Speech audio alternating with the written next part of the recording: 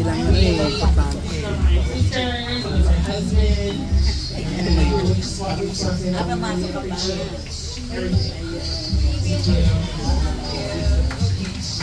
Hello, my name is Heo. I'm very appreciative to be here. Thank you everybody who made this possible. It's nice to see familiar faces and to put family members together from Seattle to back from the Philippines. So I'm very happy to be here. Thank you.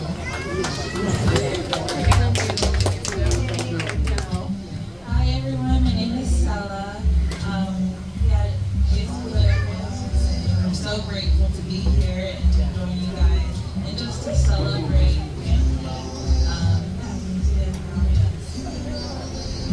Hi, I'm Celeste. I'm the youngest, and it's so nice to be here and to meet all of you. It's our first time in the Philippines, and it's so hot, but it's so fun. This has been lovely, and we see all the effort that's been made, and it's really nice.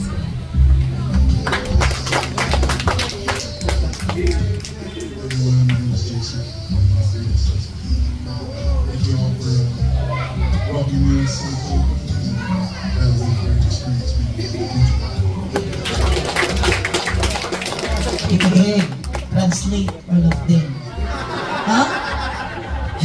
At yung mga, their faces looks like for, you know, the movie Moana. Their faces like that, no? Oh, ito naman si Maui. You can see Maui. A round of applause to Tito.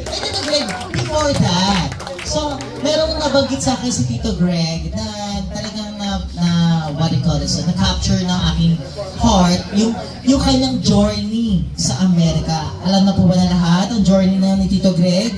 Lolo Greg. Sige, Lolo Greg, mabilis na lang po ng story nyo. And how successful you are right now. Ito na. Ayan, sige. Journey. Kaya, ang dami, palakpak ang lahat ng natulungan ni Tito Greg. Ay, ang dami naman. Magpapaampun na lang ako kay Tito Greg.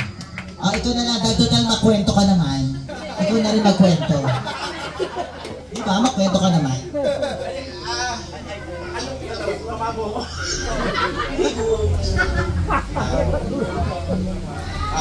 Anyway, I think lahat naman halos alam yung naging journey ni Tito Greg from the Philippines, galing ng Pandaan, lumipad ng Amerika sa tulong ni Mr. Benjamin.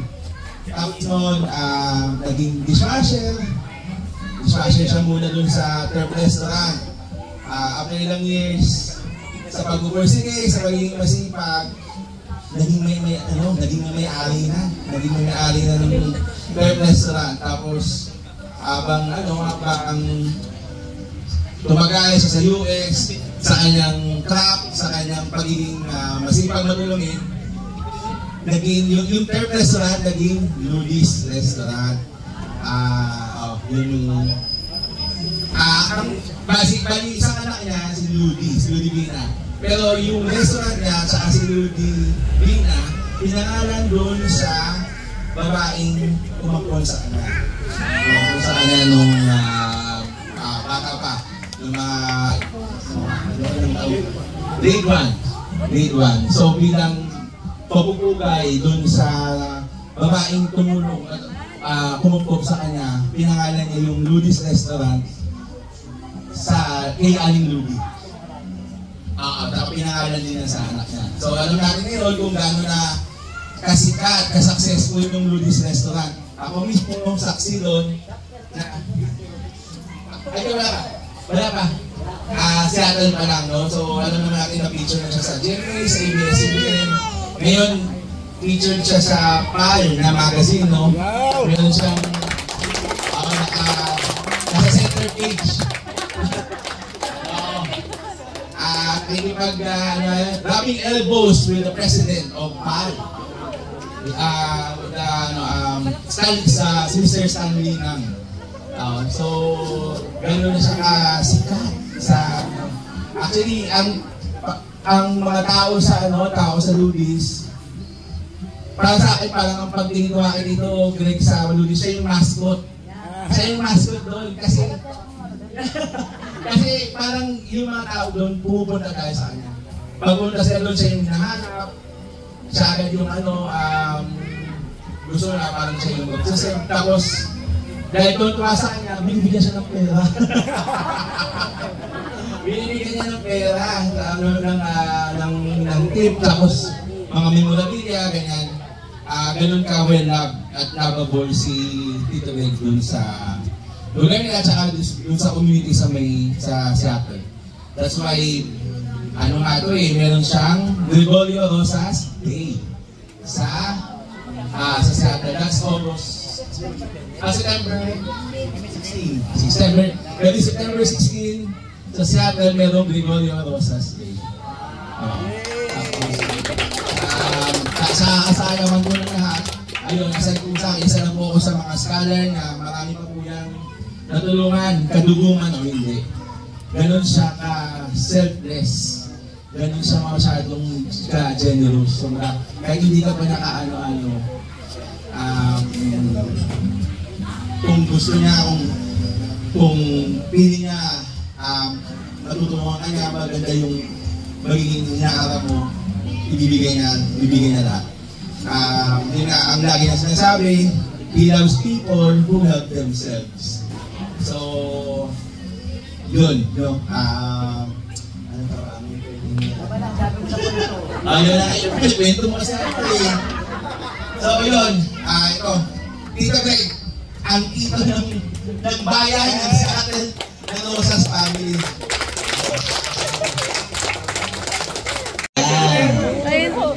Sa mga hindi po nakakaalam, meron din po siyang day. Mario Rosas Day. February 14. Okay, kilala na. Nandito po ba? Tingnan natin, roll call tayo. Ate Rosan. Nandito ba? Kaway-kaway, Rosan. Wala? Is it Rosan or Rosan? Rosan. Okay, Rosan. Rosie. Ay, wag. Pangalan ng aso namin yun, Rosie. Huwag na lang. Rosan na lang. Rosan. Ay, sorry. Huwag kasi yung pangalan ng aso namin. Chester. Dito pa rin yung spelling ni Chester. Chester. Mahilig ka sa chess? Tuloy-tuloy ko ta? Wow. Tuloy-tuloy. Ay, paano yun? Tito Spelling, nalaman mo na marunong siya sa chess? O, ikaw ang mahilig sa chess. Ganon. King. Ayan, si King. Okay. Now, mahilig ka pala sa chess? Chessmart. So wala po ngayon si Chessmart. Sa Amerika din. Queenie. Nakita naman, puro mo pang chess yung mga pangalan. May King, may Queen, may Chessmart, Chester. Tapos may Queen pa. May Queen po rin si Queen. Oo nga, buti ka. Ang alam pa ng aso namin, Rosie, gusto mo. Rosa, dapat horse. Ano tawag sa horse sa chess? Ang tawag ba? Ay, sorry. Okay, I'll give the microphone to Tito Mario. Please introduce yourselves and your family. My name, by the way, thanks for coming sa mga papunta niyo dito. Lalo sa pamilya ni Kuya Greg.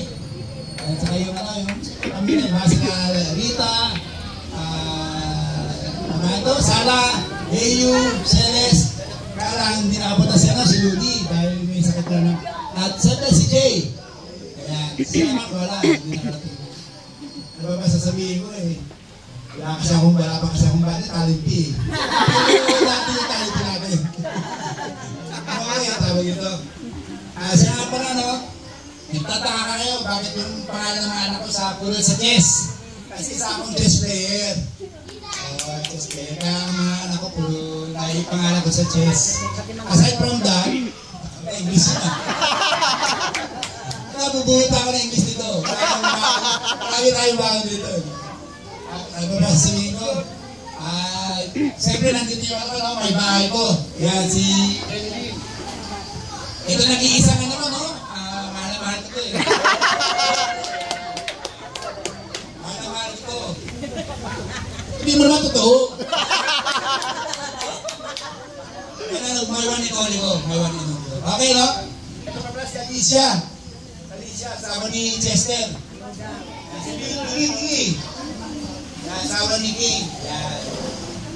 Okay, okay tayo. Say something, say something.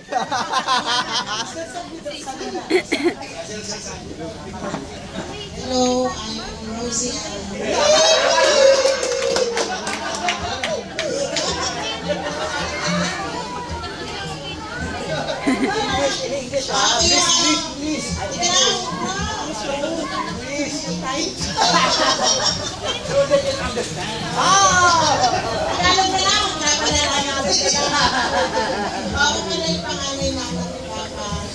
Sabi daw, mabait daw ako, parang hindi naman. Pero actually, yun yung pinaka-pasawa. Tapos, yun lang, kay Tito Greg, yan na ako masabi. Very down to earth na tao, very humble, no words na ma-describe si Tito Greg talaga. Kasi, actually, nung sa, ano pa lang, sa hotel, in-expect ko, hotel lang kami.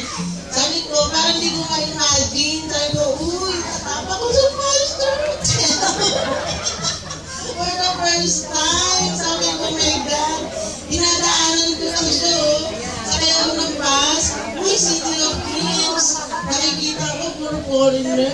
Sabi kaso, hindi ako makakuha ng foreigner. Ayaw yata nila kasi sabi ko si Aso. Ayaw nila, di ba? Tapos sabi ko, sabi ni Papa, tumawag sa akin, uy, kukunin kang ng dalawang anak ni Ludi. Pero hindi pa sure. Hindi pa yata sure. Pero sabi ko, sana ako kunin kasi balita ko. Ako kasi pangarap ko yun, makapasok dun Hindi ako makapasok ko kasi baka doon pa lang sa labas, hindi ako papasukin Sabi, walang pera ko. Hindi ako papasukin. Oo, tapos yun nga. Tapos, ito pa ba, Boracay. Hindi ko na-expect talaga din tuloy na sama ako sa Boracay talaga. Kasi wala naman talagang napag-usapan. Kaya, nung sinabi ni sabi ko, ay, naku, salamat talaga. Nakapunta ako ng Boracay. Okay na ako doon. Salamat ko nun. Sobrang talaga. Kaya ka nakita, si Ludi, si Ayu, si Celeste, Rita, yan. Basta,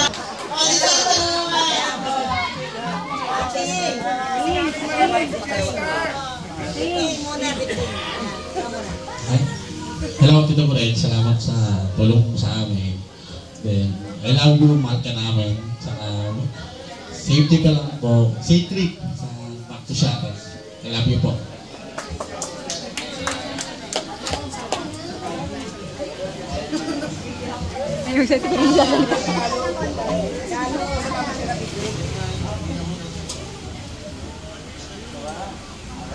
Sa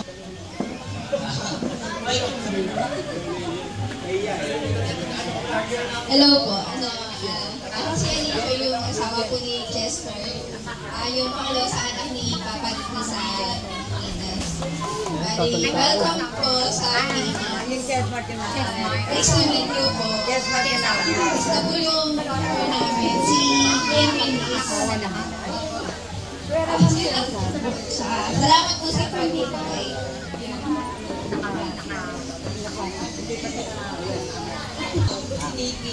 asawa po ako na Vicky. Nakasip ko yung anak namin sa Papasalamat po ako. Ay, nasusunod. Bagay po ako. Thank you po. Dito Greg. Ilan kayo lahat?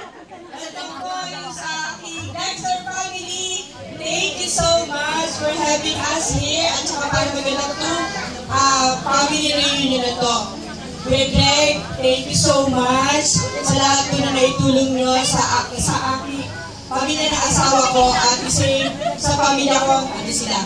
Napakalaking tulong po at pagbabago ng aking buhay, ng aming buhay, ang nagawang tulong mo. Tulad po na lagi kong sinasabi, I'm the 50 na natulungan ni Kuya Greg madala sa Amerika. Napakalaking tulong po sa family namin. Thank you so much. And of course, nasa si mga apo-apo. Pakita mo dito yung mga apo-apo. Mabilisan ito mga anak mo. So meron ng anak si six children, so 6 kids sa Tiras yan. Ayan. Please introduce yourselves. Step forward. Hello, madam people. Hello, ako po pala si Rosel, aka Kim Chu. Joke lang. Ako po si Rosel. Ito po pala yung nanay ko. Masyadong bida-bida. Ayun, ito po yung nanay ko. Ako po pala si Rosel. Ito po yung mga kapatid ko. Makikita niyo po kung sino yung mas maganda. Ako lang to. Hello, I'm Maria Sanela Arcanizares. I'm the eldest daughter of Rosan. So I guess to make it short na lang, ako na lang magpapakilala sa mga kapatid ko. So, the second daughter of Rosan is si Rosel. The third one is wala rito kasi she's sick. And then, the fourth one naman ay nandito rin and nag-swimming sa likod. So, ayan. Maraming salamat po, Lolo Greg, for making this possible. And I just want to say na maraming salamat po kasi you're the one who's sponsoring my studies po. And I'm so beyond grateful for that. And you always make sure to go above and beyond just to help your family. So I'm very grateful for that po. So I guess paalala ko lang, gusto ko lang sabihin na tawag dito, since Tito Greg is very generous po to all of us, make it forward na lang po. Pay it forward. Program na! Ito yung mana sa'yo. Buti na lang yung isang studios. Ito, puro TikTok siguro alam nito. Sige, maupo na nga kayo. Palakpakan natin, Tito Mario and family! Parang si Uchi. Wala pa eh. Uchi! Again, I would like to say again thank you sa family ko din sa Chantel, din Rita, Jenny, Ayu, Sala, and Celeste, especially to Kuya. Doon nga pala sa mga hindi pa nakakaalam, hindi na rin po mabilang yung blessings na natanggap po namin kay Kuya Greg. Ginamit po siya ng Jehovah God na instrumento para hindi lang naman sa family ko, halos lahat na Rosas family ay meron siyang natulungan. So, kami pong family, except my eldest ay na po kami, US citizen, kaya pwede na rin kami mag-effort. So, papakilala ko lang po sa inyo ang aking husband.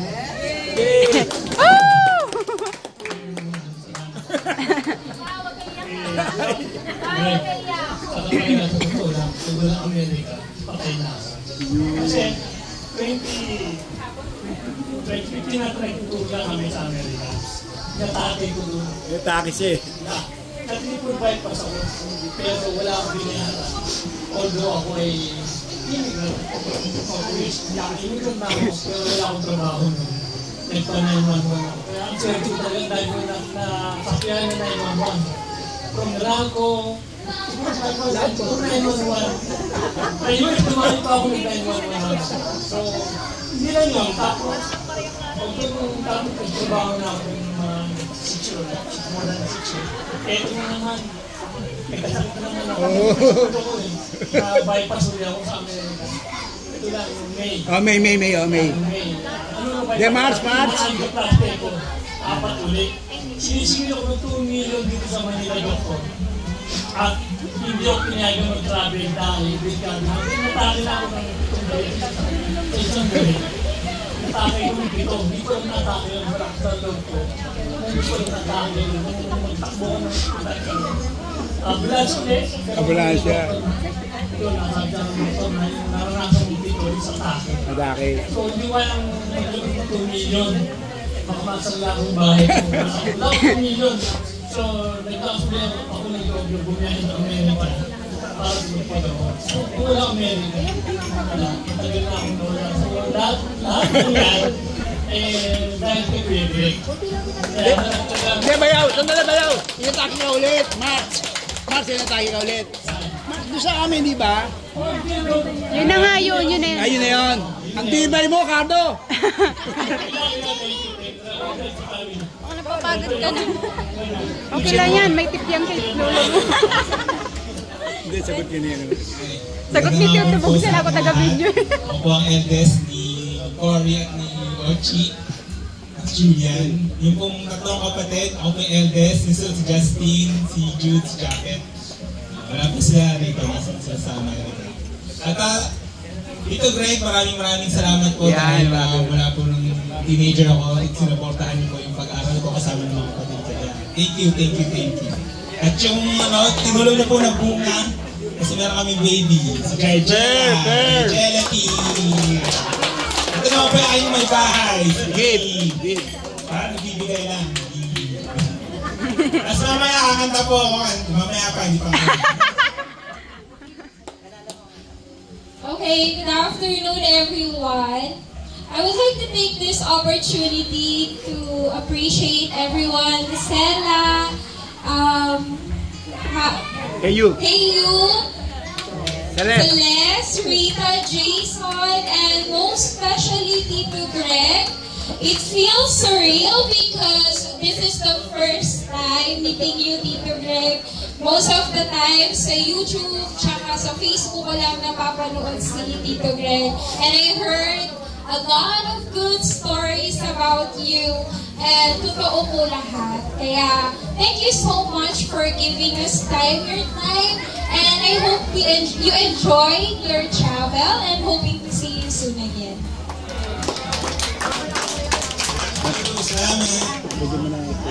Practice ang speech.